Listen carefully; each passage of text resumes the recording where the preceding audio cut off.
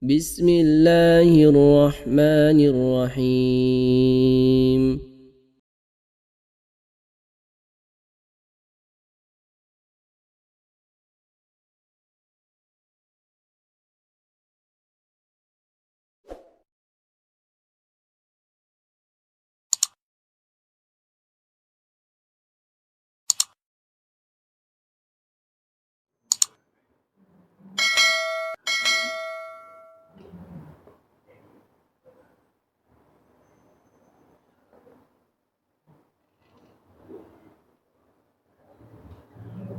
Assalamualaikum warahmatullahi wabarakatuh.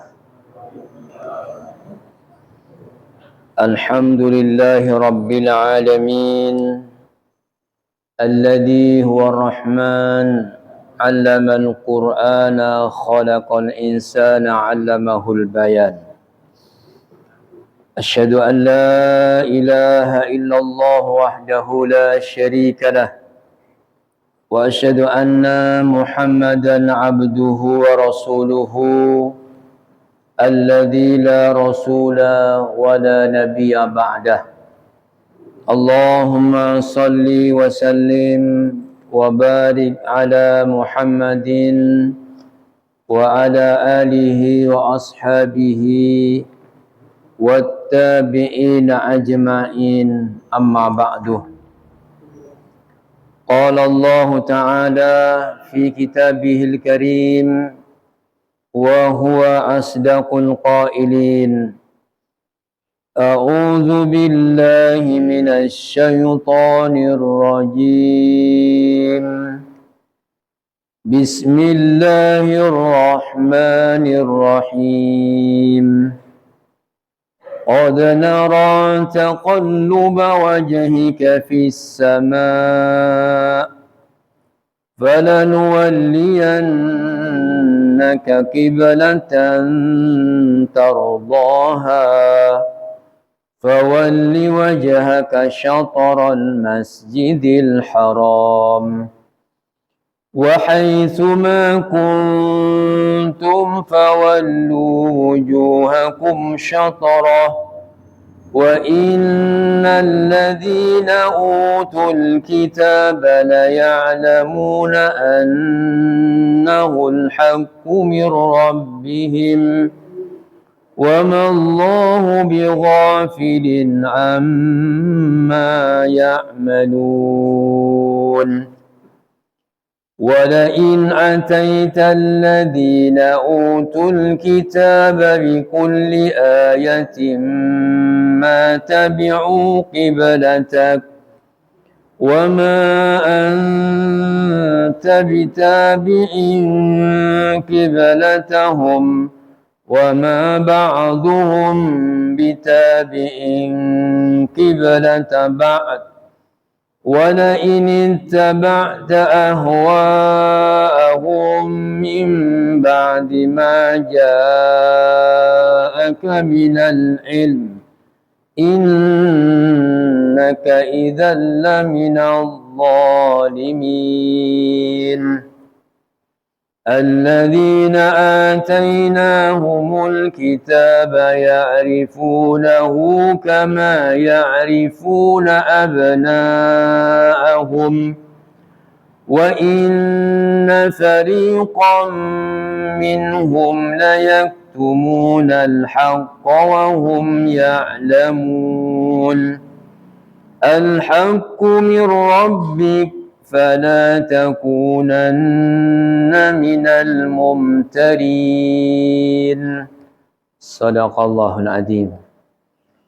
Para bapak dan ibu, saudaraku sekalian, segenap jamaah Masjid As-Sakinah yang dirahmati Allah Subhanahu wa taala. Syukur kita ucapkan alhamdulillah sedalam-dalamnya dari hati kita dalam rangka untuk bersyukur pada Allah Subhanahu wa taala atas segala anugerah dan aneka kenikmatan yang Allah berikan kepada kita sehingga kita masih diberikan oleh Allah kesempatan dan umur panjang untuk selalu beraktivitas dan beramal soleh dalam kehidupan ini sampai kelak kita berjumpa dengan Allah Subhanahu wa taala. Semoga dalam lindungan rahmat Allah dan ridha Allah Subhanahu wa taala kepada kita semua. Amin ya rabbal alamin. Marilah kita melanjutkan kembali kajian tafsir Al-Qur'an. Kita sudah sampai pada ayat 144 dari suratul Baqarah. Allah berfirman, "Qad nara taqalluba wajhika fis sama'." Sungguh kami, ini kata Allah, sungguh kami sering melihat wajahmu menengadah ke langit. "Falanwalliyannaka qiblatan tardaha." Maka sungguh kami akan memalingkan kamu ke kiblat yang kamu sukai dan kamu ridhoi. "Fawalli wajhaka syatral masjidil haram." Palingkan wajahmu ke arah Masjidil Haram.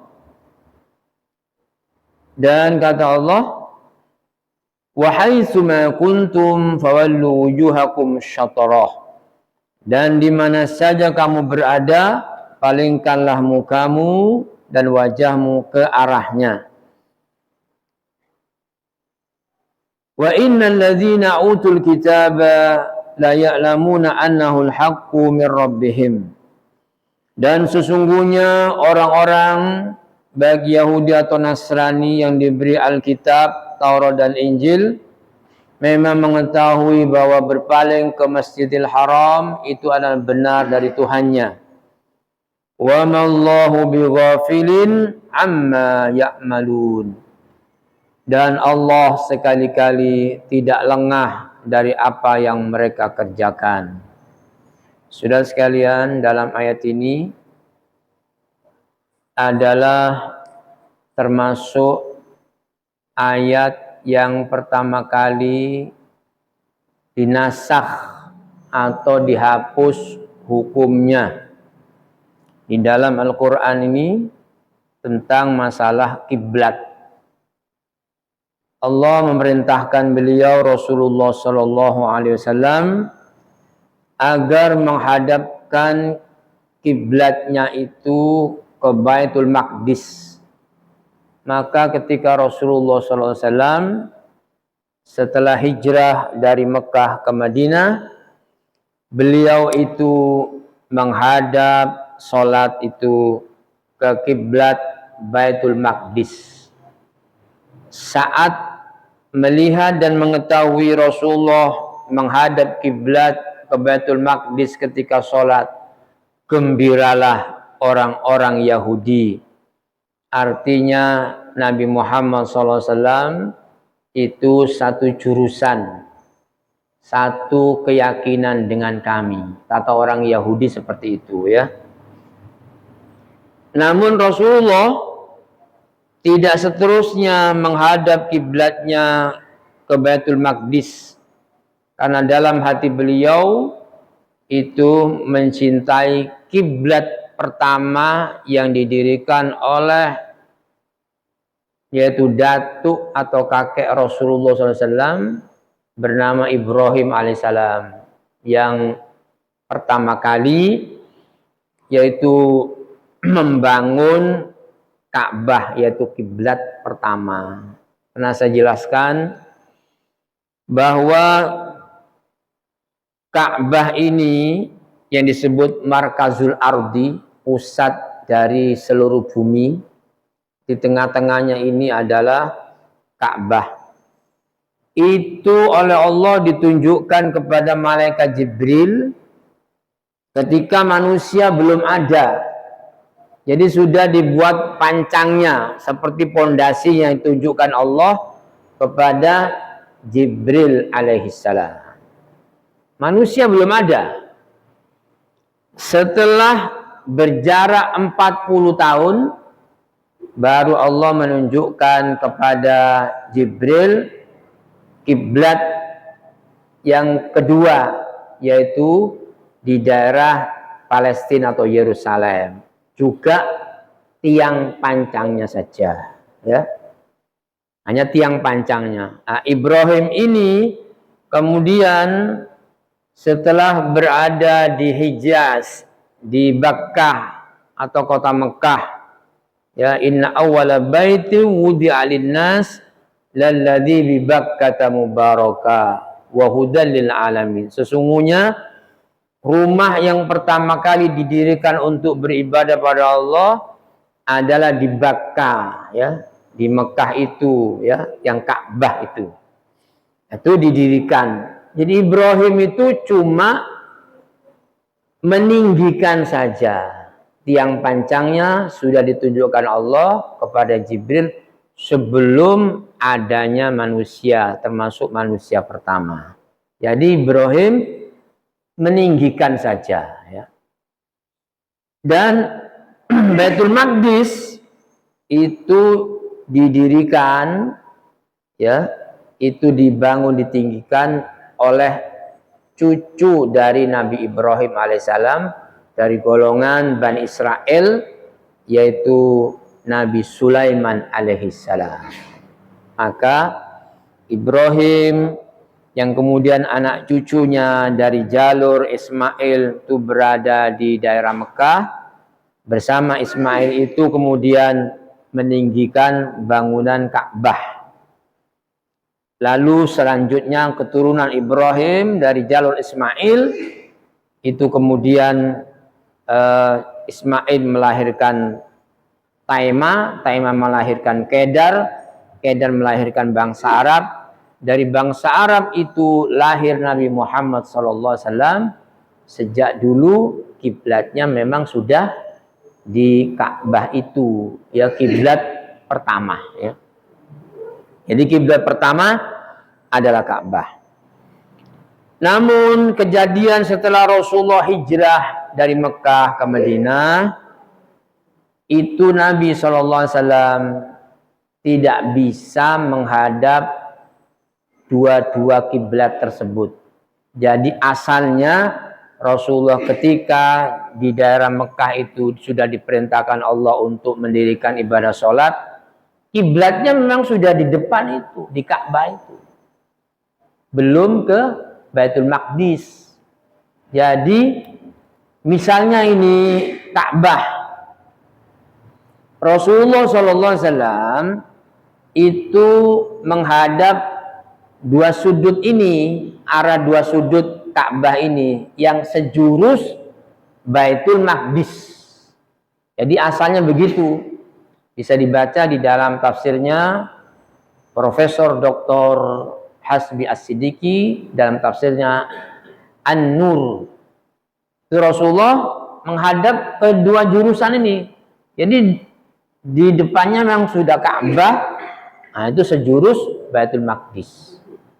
Gak mungkin Rasulullah ada di Masjidil Haram di Mekah di depan Ka'bah terus mau menghadap sholatnya waktu di Mekah ke Baitul Maqdis, tidak mungkin, ya. Itu kiblat pertama, ya. Jadi menghadap dua jurusan bisa.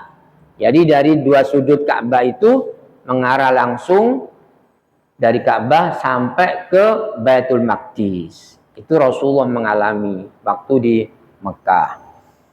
Setelah 13 tahun kemudian di Mekah, hijrah Rasulullah SAW ke Madinah. Nah, itu tidak bisa menghadap ke Ka'bah, tidak bisa menghadap dua jurusan, ya, karena di tengah-tengah. Aqsa itu namanya jauh, ya, jauh dari Madinah. Maka Nabi SAW diperintahkan oleh Allah untuk menghadap kiblatnya itu ke Aqsa. Makanya gembira orang-orang Bani Israel. Berarti Muhammad ini sesuai dengan fikrah sejalan, ya, atau satu ideologi. Nah, ini menyenangkan orang-orang Bani Israel yang ada di kota Madinah. Saudara sekalian, karena memang tidak bisa menghadap ke kiblat Ka'bah, tapi dalam hati beliau itu ingin sekali Rasulullah menghadap ke Ka'bah kalau ibadah sholat 5 waktu, ya. Nah, karena itu oleh Allah diceritakan dalam ayat ini, qad nara taqalluba wajhika fis sama' falanwalliyannaka qiblatan tardaha fawalli wajhaka syatral masjidil haram wa haitsu ma kuntum fawallu wujuhakum syatrah. Sungguh kami sering melihat wajahmu menghadap ke langit, menengadah, itu seperti bermohon. Ingin sekali dalam hati Nabi itu dikembalikan lagi ke kiblat Ka'bah. Allah Maha tahu, ya. Maka kemudian Allah Subhanahu wa taala setelah 17 bulan menghadap salatnya itu ke Baitul Maqdis, maka Allah Subhanahu wa taala perintahkan memalingkan wajahmu ke kiblat yang tardoha, yang kamu sukai, ya. Allah mengatakan fawalli wajhaka syatral masjidil haram wa haitsu ma kuntum fawallu wujuhakum syatrah. Maka palingkanlah mukamu ke arah Masjidil Haram, dan di mana saja kamu berada, palingkan mukamu ke arahnya. Jadi melihat kenyataan ini, muncullah keraguan dan kecurigaan dari orang-orang Yahudi. Kan sepertinya plan ini, ya. Anggapannya orang-orang Yahudi seperti itu. Sehingga mereka bertanya-tanya itu, ya. Ma wallahum an qiblatihim allati kanu 'alaiha qul lillahil masyriq wal maghrib yahdi man yasha'u ila siratim mustaqim. Diceritakan oleh Allah, mereka apa sebabnya, ya? Apa yang memalingkan mereka umat Islam ini dari kiblat Baitul Maqdis yang dahulu mereka telah berkiblat padanya? Allah mengatakan kepunyaan Allah lah arah timur dan barat. Dia memberikan petunjuk kepada siapa yang dikendakinya ke jalan yang lurus. Ini di ayat 142. Jadi orang menghadap ke kiblat, jadi seperti orang berada di Ka'bah, kiblatnya langsung menghadap ke Ka'bah itu berkeliling dari arah mana saja. Baik dia itu posisinya di barat, di timur, utara atau selatan, semuanya harus menghadap ke Ka'bah. Ya, orang yang kemudian tidak paham karena punya kebiasaan kita ini berkiblat ke Ka'bah itu, kita itu ke barat, ya. Makanya ada saudara-saudara kita, saudara saya tuh orang-orang Madura, fanatik ke barat. Akhirnya kalau di Masjidil Haram, di Ka'bah itu masih cari arah barat tuh mana. Loh, ya nggak perlu, Ka'bah ada di depan mata gini. Ya sudah menghadap ke Ka'bah itu, nggak perlu cari barat, nggak perlu. Cari barat tuh kan kita itu karena di timur. Sehingga Ka'bah itu ada di barat, ya. Jadi posisinya, ya, dari sini, ya, umat Islam itu diajar oleh Allah supaya mempelajari letak geografis, ya, gitu, ya. Jadi karena Rasulullah itu posisinya kalau di Madinah, posisi Rasulullah itu mengatakan ma bainal masyriqi wal maghrib kiblat. Arah antara timur dan barat kiblat. Karena Rasulullah posisinya di Madinah. Jadi orang kemudian kita mau disalahkan, harus sesuai dengan hadis itu. Arah antara timur dan barat itu kiblat, harus sesuai dengan hadis itu, loh. Bukan kita tidak taat pada Rasulullah, enggak. Ini faktor taat pada Nabi dihubungkan dengan atau dikaitkan dengan letak geografis. Karena Nabi SAW itu letaknya di Madinah, disuruh pindah kiblat ke Ka'bah, ya antara timur dan barat itu kiblat. Kalau kita ini adalah letaknya antara utara selatan, itu kiblat. Jadi kan ada orang itu saklek sekali ya. Jadi nggak mau sakleknya tuh diantaranya. Kalau kita menghadap itu ke Ka'bah itu timur dan antara timur dan barat. Iya kalau letaknya itu seperti Rasulullah di Madinah, ya. Ini letaknya kita di timur, jadi ke barat. Nah, di mana saja berada, hadapkan ke Ka'bah. Kalau sudah ada di Ka'bah, mana saja menghadap itu silakan asal sejurus dengan Ka'bah. Kalau sudah keluar dari kota Mekah itu menghadapnya ke Masjidil Haram. Maka yang disebutkan di sini arah fawalli wajhaka syatrul Masjidil Haram. Di mana saja kamu berada, palingkan wajahmu ke arahnya, ya. Jadi kiblatnya orang-orang yang berada di Masjidil Haram yaitu sejurus dengan Ka'bah. Kiblatnya penduduk Mekah Masjidil Haram. Kiblatnya orang-orang di sekitar lebih jauh, ya arahnya saja. Kalau mungkin tepat ya alhamdulillah ya. Jadi kalau misalnya situasi yang tidak wajar, itu diusahakan dulu mencari kiblat. Jadi dari ayat ini sampai ada para sahabat ya yang mengatakan seperti Abdullah bin Amr bin As berpendapat orang yang sholat di Masjidil Haram hendaknya sholat itu menghadap ke arah mizab. Mizab itu yang sekarang talang emas, yang ada talang itu pancurannya itu kan dari emas memang ya mizab. Nah, sampai di situ sahabat ingin mengepaskan ya. Ada juga Yahya bin Khamtah. Dia mengatakan melihat Abdullah bin Amr duduk di Masjidil Haram ya di tempat yang lurus sesuai dengan talang Ka'bah itu tadi ya. Karena dia membacakan ayat falan walliyannaka qiblatan tardoha. Ini mengisyaratkan ya supaya menghadap itu ke Ka'bah yang ada talang emasnya itu disebut mizab ya. Fawalli wajhaka syatrul Masjidil Haram. Palingkan mukamu ke arah Masjidil Haram. Ini adalah perintah Allah agar tiap orang yang melakukan sholat hendaklah ini menjadi salah satu syarat dari sholat harus menghadap ke kiblatnya. Ada cerita saudara-saudara kita itu yang di Pulau Jawa itu oleh Belanda diungsikan ke Eropa ya, ke Suriname.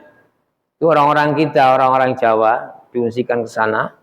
Mereka tetap sholat, akhirnya menghadap kemana? Ke barat.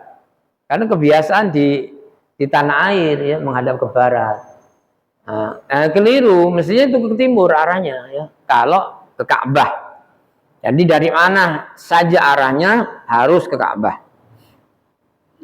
Menurut Imam Syafi'i, ini maksudnya menghadap ke Ka'bah itu sendiri secara langsung.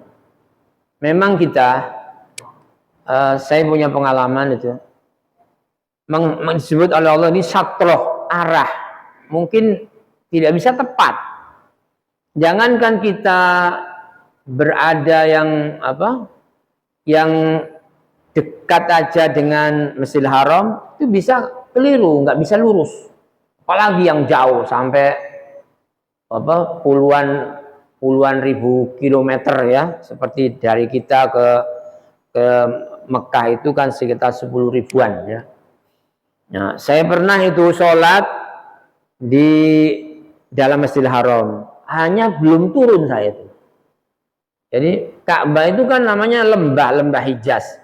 Itu di bawah dari jalan raya belum kelihatan Ka'bah itu. Kecuali kalau kita sudah turun baru melihat Ka'bah, belum tertutup oleh dinding-dinding. Saya sudah masuk Masjidil Haram, hanya belum turun.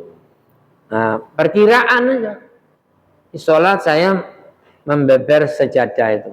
Selesai sholat, ini orang mengatakan dengan bahasa Arab ahlu Mekah ya, penduduk Mekah asli. Saya sholat itu disalahkan. Antum katanya itu khotok, keliru di dalam menghadap kiblat, nggak persis, mencong. Terus saya ditunjukkan, coba ke sini, lihat ini, ada pintunya. Loh, kamu menghadap ke sana. Cedek loh, salah ya. Ya, perkiraan saya tuh sudah pas, ini keliling loh. Itu agak mencong, dia diperlihatkan pintu yang dibuka. Tuh itu Ka'bah itu. Anda keliru ya. Masih mencong ke kiri gitu. Jadi ya satroh aja lah, satroh itu. Arahnya ke Ka'bah itu. Persis nggak bisa ya kan? Kecuali dengan alat modern sekarang ya. Alat modern seperti kompas bisa ya. Jadi kalau dalam situasi yang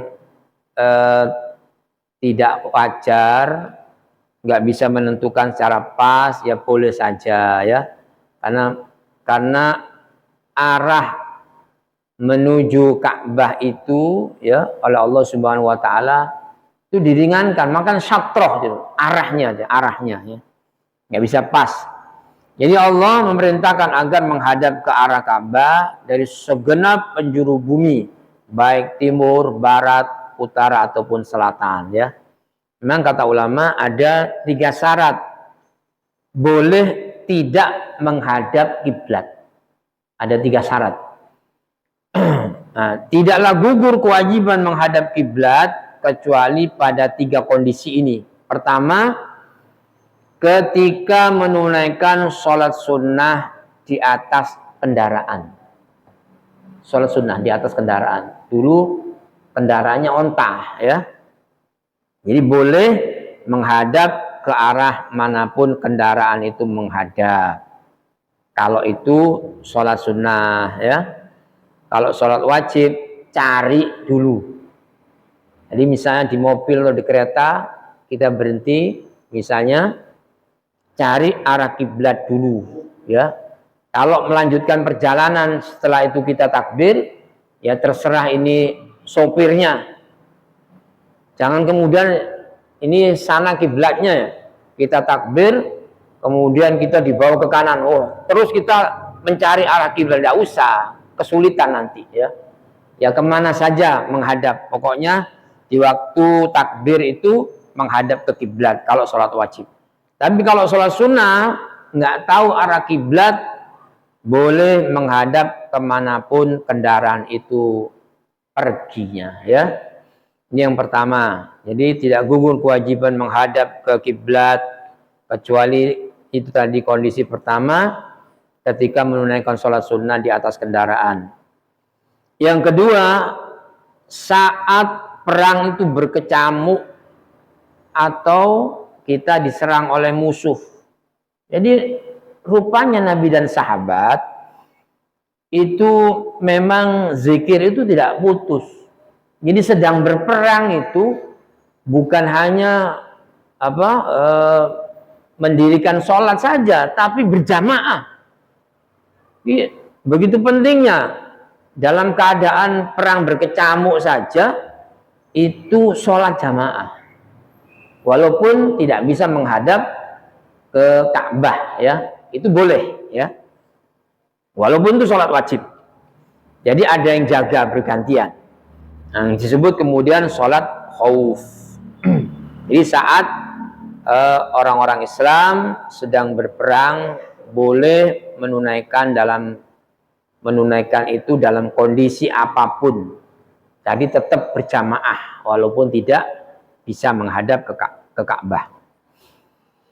Kemudian ya ini syaratnya keliru menentukan arah kiblat. Itu tidak apa-apa, namanya sudah ijtihad. Sungguh-sungguh sholat itu dengan ijtihad sendiri misalnya, ya mencari arah kiblat, walaupun pada hakikatnya keliru.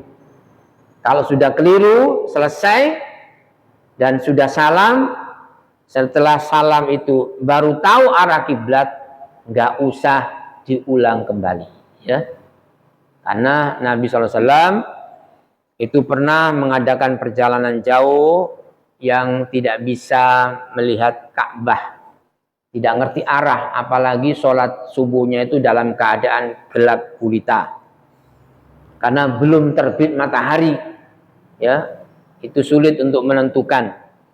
Jadi Nabi SAW dengan sahabat itu mengadakan sholat jamaah subuh. Selesai sholat jamaah subuh, itu kemudian terbit matahari, baru Nabi dan sahabat mengetahui arah kiblat. Para sahabat bertanya-tanya, bagaimana tadi kita sholat itu?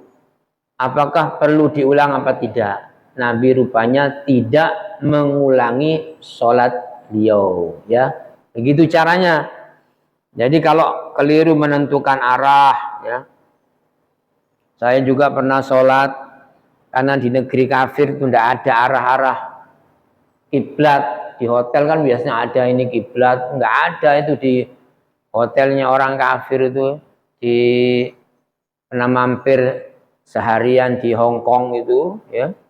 Hotelnya ada berada di dalam bandara.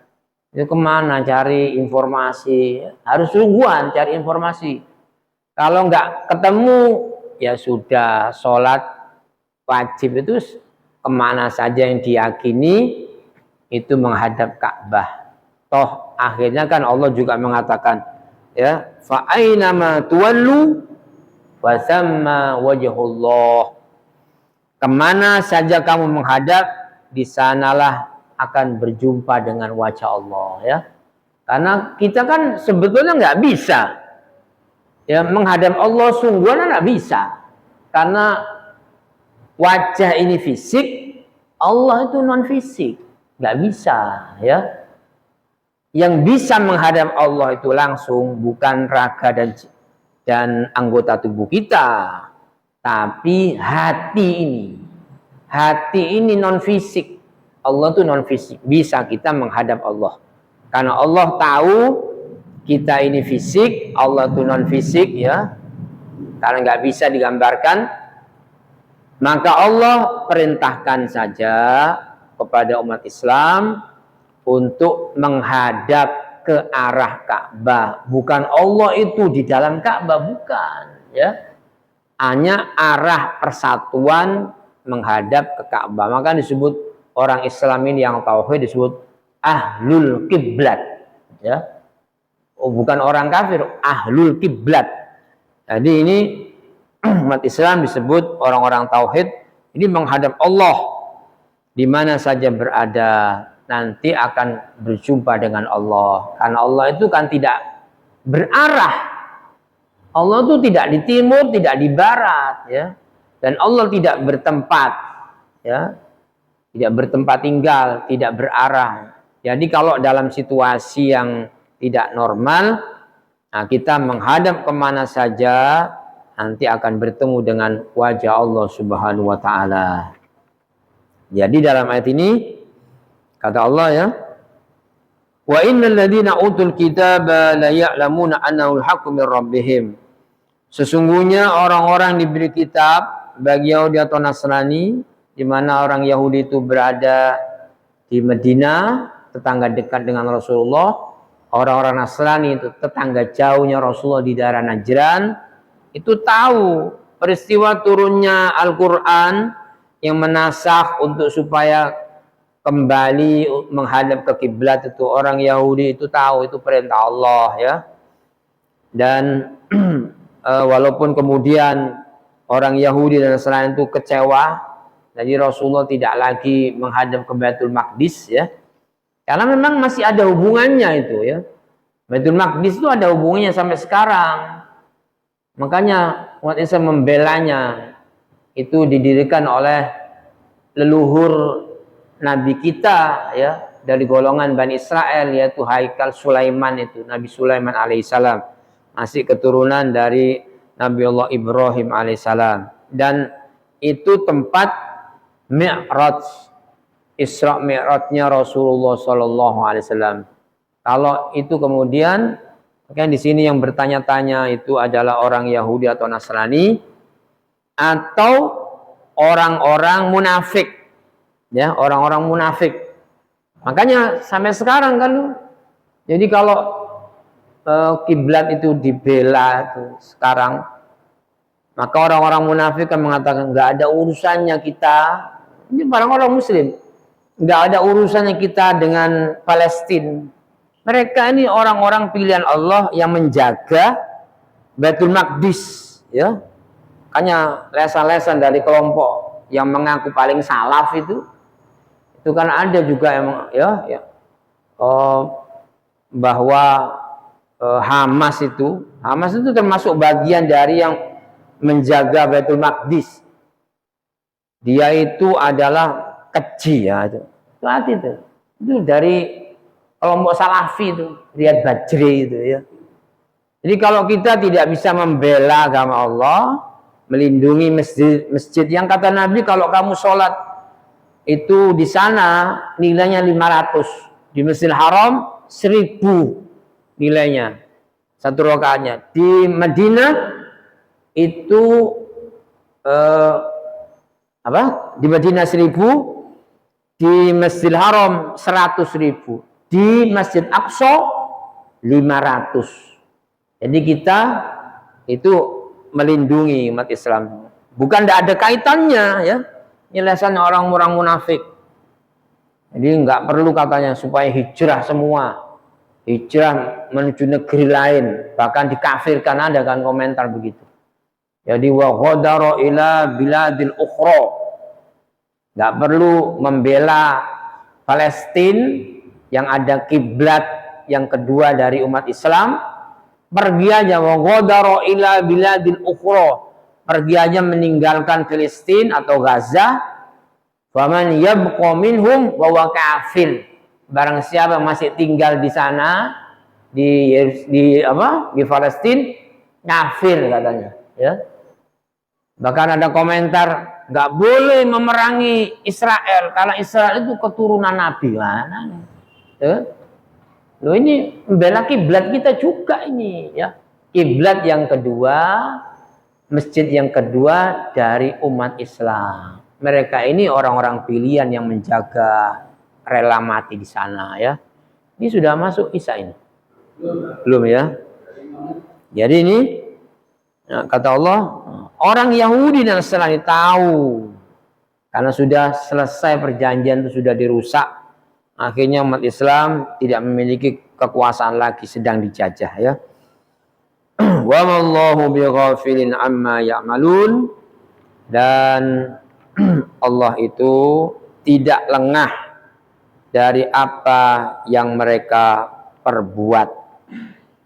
Ini kata Allah Subhanahu wa taala dalam ayat ini, meskipun orang-orang Yahudi dan Nasrani itu ya senang menyembunyikan menyembunyikan kebenaran karena ada rasa iri dengki, kufur dan keras kepala. Oleh karena Allah mengancam dengan firman-Nya ini, ayat yang ayat 144 ini, wa ma'allahu bighafilin amma ya'malun, dan Allah sekali-kali tidak lengah terhadap apa yang mereka perbuat.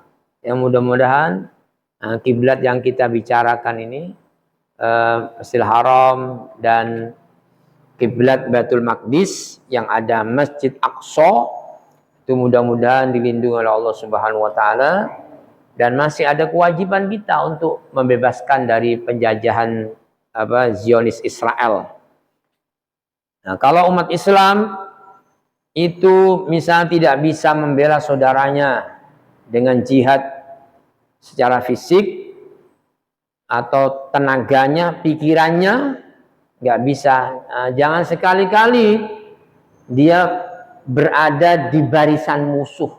Makanya sekarang peristiwa perjuangan umat Islam itu lawan penjajah Zionis itu kalau bisa orang-orang yang membantu Zionis Israel itu produk-produknya diboikot saja, karena 1 rupiah yang kita belikan pada produk-produk mereka itu disumbangkan kepada Zionis Israel, di mana Zionis Israel itu membantai saudara-saudara kita yang ada di Palestina atau di jalur Gaza itu ya. Itu jadi minimal kalau nggak bisa membantu ya jaga lesan, jaga persatuan, jangan sampai menggembosi perjuangan umat Islam ini ya. Kita ini seperti saudara kembar yang terpisah, Muslim Indonesia dengan Palestina, umat Islam di Palestina. Mereka mengharap kita juga ya, karena negeri ini ketika umat Islam itu berjuang melawan penjajah Belanda, negeri Palestina inilah yang pertama kali mengakui kemerdekaan Indonesia. Itu mereka dulu. Kok ya nasibnya setelah mereka menyatakan pengakuan kepada negeri kita itu kemerdekaannya, beberapa tahun kemudian, tahun 1947, sampai sekarang menjadi negeri yang terjajah. Mudah-mudahan Allah mansur ikhwanana al-mujahidina wal muslimina. Allah mansur ikhwan mujahidina fi Palestin alal yahudil ghasibina al-zalimin. Allah mahlik, Allah baddid syamlahum wa farrik jam'ahum wa aqril adadahum birahmatika ya arhamar rahimin ya. Nah, 1 ayat aja yang kita bahas pada malam hari ini. Nanti kita masih melanjutkan ayat ke 145. Sampai di sini mungkin ada yang perlu didiskusikan, monggo. Nggih, monggo. Assalamualaikum.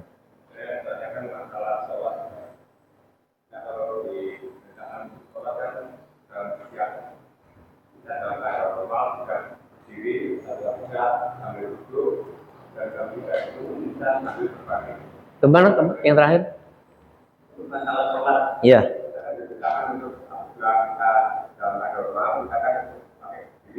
Iya. Kita ambil duduk berbaring. Yang saya tanyakan, kalau kita dalam keadaan sakit, kalau operasi kita tidak bisa berapapun, kita diberikan untuk salat ya pakai kaki. Apakah kita waktu kita akan sehat dan normal, apakah kita perlu untuk sholat kita selama kita di rumah? Ya. Ya kalau kita sholat dalam keadaan normal, itu sholat wajib harus berdiri, ya harus berdiri. Dan kalaupun kita sedang sakit, selama kita ini bisa berdiri ketika memulai sholat wajib, harus berdiri, ya kalau wajib. Nah, misalnya yang tidak bisa hanya rukuk dan sujud, sedang sakit, ya, yang tidak bisa rukuk dan sujud, maka sholat wajibnya untuk memulai takbiratul ihram harus berdiri. Jadi kalau dia bisa berdiri hanya nggak bisa rukuk sujud di waktu sholat wajib, lalu dia langsung sholat dengan duduk, itu tidak sah. Harus berdiri. Hanya karena sakitnya itu menghalangi dia sekedar untuk rukuk sujud yang nggak bisa. Berdiri bisa. Memulai harus berdiri. Terus kemudian kalau sama sekali tidak bisa, habis sakit, ya mungkin sakit habis di opnam, dia sholat wajibnya tuh nggak bisa berdiri, ya lakukan dengan cara duduk. Ya takbiratul ihramnya ya duduk, karena dia tidak berdiri nggak mampu, tetap duduk. Jadi sholat dengan duduk kalau bisa. Kalau duduk nggak bisa ya telentang, dia menghadap ke kiblat. Seperti itu ya. Nah, itu caranya.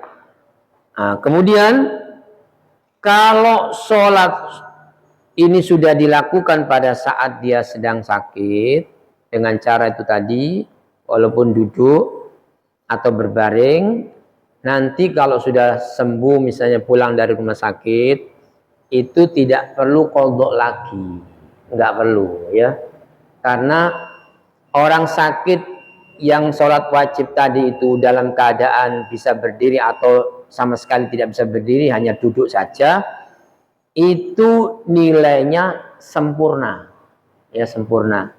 Bahkan kalau orang ini istiqomah ketika dia sakit, nah ketika dia sehat tuh dia istiqomah, wajibnya bahkan sunnahnya qobla dan ba'da duhur, qobla subuh atau ba'da isya, ba'da maghrib, itu biasa ya, biasa ngerjakan, Allah Maha tahu. Ketika dia sakit hanya bisa mempertahankan yang wajib, maka berapapun lamanya, berbulan-bulan atau bertahun-tahun, dia hanya bisa melaksanakan sholat wajib itu saja, Allah tetap memberikan pahala ibadah sholat sunnahnya yang tidak bisa dikerjakan pada saat dia sakit. Karena Allah Maha tahu kalau orang ini sehat pasti melaksanakan qobliyah dan ba'diyah. Karena sakit dia hanya mempertahankan yang wajib saja. Jadi tetap diberikan pahalanya ketika tidak mengerjakan. Begitu juga ketika musafir tidak bisa melaksanakan qobliyah dan ba'diyah karena biasanya ada jamak qosor, maghrib dengan isya, kemudian duhur dengan asar. Itu qobliyah dan ba'diyahnya nggak bisa ditaruh di mana. Kalau musafir tetap dapat pahala. Karena kalau dia mukim kembali ke tempat terakhir, kalau sholat sunnah baik dia itu dalam keadaan sehat ataupun sakit, itu boleh melaksanakan dengan duduk walaupun sehat. Kalau sakit dia melaksanakan sholat sunnah dengan duduk, pahalanya sempurna.